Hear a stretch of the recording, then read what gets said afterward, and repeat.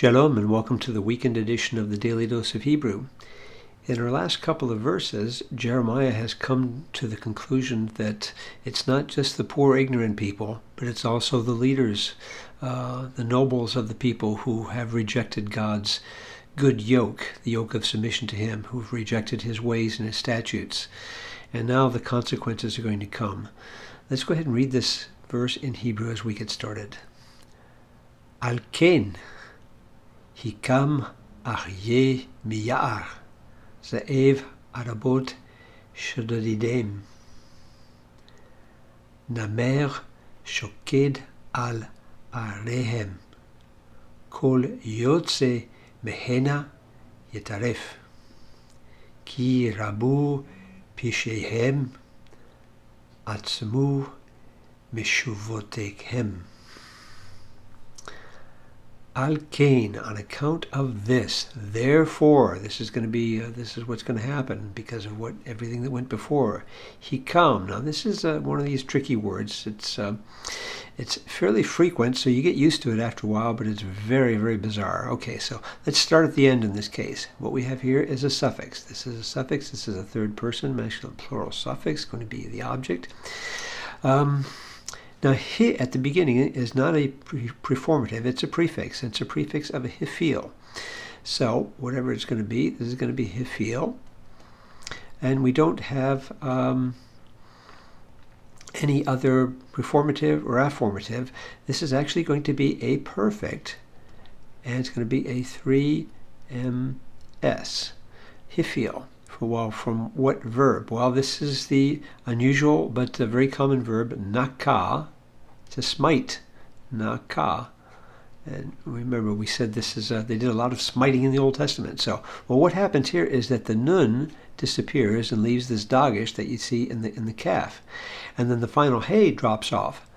In this case as well, because it frequently does that in 3 hey verbs. So that's gone too. And all we have left is just the kaf. So how would you know this is from nakah, to smite? Well, you just get used to that with this verb, as I said, because they did a lot of smiting. Now I'll put this in parenthesis because it is not used in the kal, but is found mostly in the hifil. So he smote them. Well, who is it that did the smiting? Well, it's actually aryeh. Now, this is a noun which means lion. So, a lion smites, has smitten them. Therefore, now this is, even though this is a perfect, this is being used as a sort of a present tense in the judgment that's coming upon them, or in God's plan. It's almost a prophetic perfect. So, this is what God has planned. This is why the lion has smitten them. And what kind of a lion? A lion from is your mean. From a forest, ya'ar. So this is a wild lion. It's coming from the forest. Za'ev. Now za'ev is a word which means wolf. Wolf. And it's a noun. It's a construct here. The wolf of the Aravot. Well, you may know the word Arabah, which means the desert steppes, the desert plains, so to speak. And this is a plural of it. Now you're going to see something when we look at one of the translations a little bit differently in the Old King James. I'll show you that when we get there. But this is a wolf from the desert plains. And what is this wolf going to do? Well, yeshodedem. Well, once again, here's your object suffix at the very end. Same as over here. It's a suffix, a third masculine plural. And this time, you have a yod at the beginning of this verb. So here we have an imperfect. This is an imperfect. It's going to be a 3ms. The subject is going to be the wolf here. This is a kal from the verb shadad. So you can see this perfect over here and this imperfect over here are both continuing sort of the same action. So we can't say there's a whole lot of difference between the two aspects, this being in the past and this being in the future. What's all sort of coming into this is what's going to be going on in the immediate present, so to speak. So the wolf from the desert plains will destroy them, or is destroying them. This judgment is on the verge of coming. Namer. Now here's a third wild animal. Now this one here, namer, is a word not very frequent, but it means a leopard. And a leopard, shoked, is watching. Now this is a participle, masculine singular cow participle from shakad. This actually would ring some bells, ding dong, back at the beginning of Jeremiah, because Jeremiah was asked the question from the Lord, "What do you see, Jeremiah?" And he said, I see an almond tree, a watching tree, a shakad with these same consonants. And the Lord says, I am watching shokad over my word to accomplish it. Well, here, it's the leopard that's doing the watching, and he's watching what? Over their cities. So there's your suffix, third masculine plural, and this is irregular plural of ear for city. So this is their cities. And the leopard is watching over the cities because it's sort of an ominous thing when wild animals are roaming through the city and keeping a watch over it. All, or everyone, the going forth. So here we have a participle, yotze, with the holem vav fully written out this time. So the one who goes out, with the article at the very beginning of it. So the one who goes out from them, and them here is a third feminine plural. So it's referring back obviously to the cities over here, because that's feminine. So the one who goes out from them, yitaref. Yitaref here. Now, what is this? Well, we have a yod at the beginning, nothing at the end. This is going to be, once again, an imperfect. It's going to be a 3ms. This one, however, is a nifal. You can see the nifal because you have this comment under the first consonant. Very good sign of a nifal imperfect. The dagesh that you see there is actually the dagesh of the nifal, which is assimilated, the nun, and then this hirik underneath. So from the verb taraf, or taraf in the regular cow, which means to tear, like to tear something apart, often used in the context with a wild animal. And here in the nifal gives the context to be torn. So this is will be torn apart. So everyone who goes forth from the city will be torn apart, obviously by these wild animals. And why is this? Because rabu, this is from the verb rabab, rabab, like that, with a resh at the beginning and two bases. And that it's a perfect third common plural. This is a cow from rabab, and that means to be many or numerous.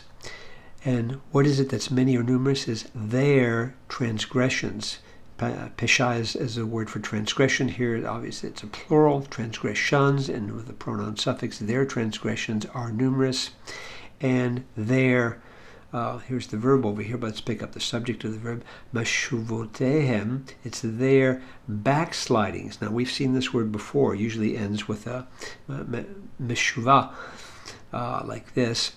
And from the root, shuv, which means to turn or to turn back, but it can mean sometimes in a good sense, but very often in a bad sense here. So this is to turn back from God's way. So King James and others translate that as backslidings. Others translate it as apostasies. It's a word that's fairly common in Jeremiah. So their apostasies. And here's another perfect third common plural, and this is a cow from et atzam, which means to be numerous, or to literally means to be mighty, but in the sense here of numerical, or to be multiplied, to be numerous. So their sins are numerous or multiplied, and their backslidings have been numerous and multiplied as well. So this is the reason that all these things are coming. Now, one interesting interpretive question is whether these animals, this lion that you have here, the wolf that you have here, and the leopard, are these literal? There are passages in the Torah that talk about the wild animals actually being sent by the Lord to chasten and chastise his people.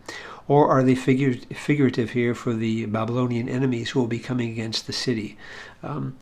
You'll see both actually showing up in the commentaries, both interpretations in the commentaries, and sometimes even in the translations. So don't be surprised if we see that. Let's hide our work here, squeeze down our text, and look at just two translations. First of all, in the Old King James, wherefore a lion out of the forest shall slay them. Okay, pretty direct here. And a wolf of the evenings. Now I just wanted to mention this. This is the only translation, basically, that does this. But arava is usually translated as the the desert plains, the steppes. But there's the word, you may know the word erev, which means evening. Although this is a masculine noun usually, so I'm not sure why, but the King James translators took aravot as the plural of evening, which is why they said this, the wolf of the evenings. I don't think that's right. I think it actually is referring to the desert plains over there. But anyway, this is sort of an anomaly, and I wanted to mention that to you. Shall spoil them, destroy. Spoil is probably too weak a word in modern English, but in King James English it probably did have a stronger sense. A leopard shall watch over their cities, a very ominous thing. Every one that goeth out thence from them shall be torn to pieces, because their transgressions are many and their backslidings are increased. So pretty straightforward there. King James seems to be taking these again as little animals, which is found in the Torah as well.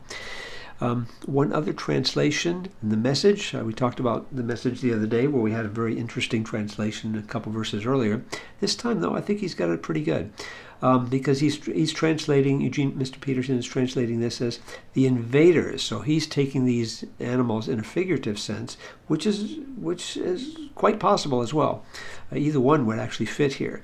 The immediate destruction is obviously the invaders. The long-term infiltration will be with the animals, with the devastated city. The invaders are ready to pounce and kill like a mountain lion, a wilderness wolf, for a wolf from the desert plains, panthers on the prowl, leopards that are watching over the city. The streets aren't safe anymore. Everyone who goes forth from them will be torn apart. And why? So the streets aren't safe anymore. That's obviously a very developed paraphrase, but it picks up the idea.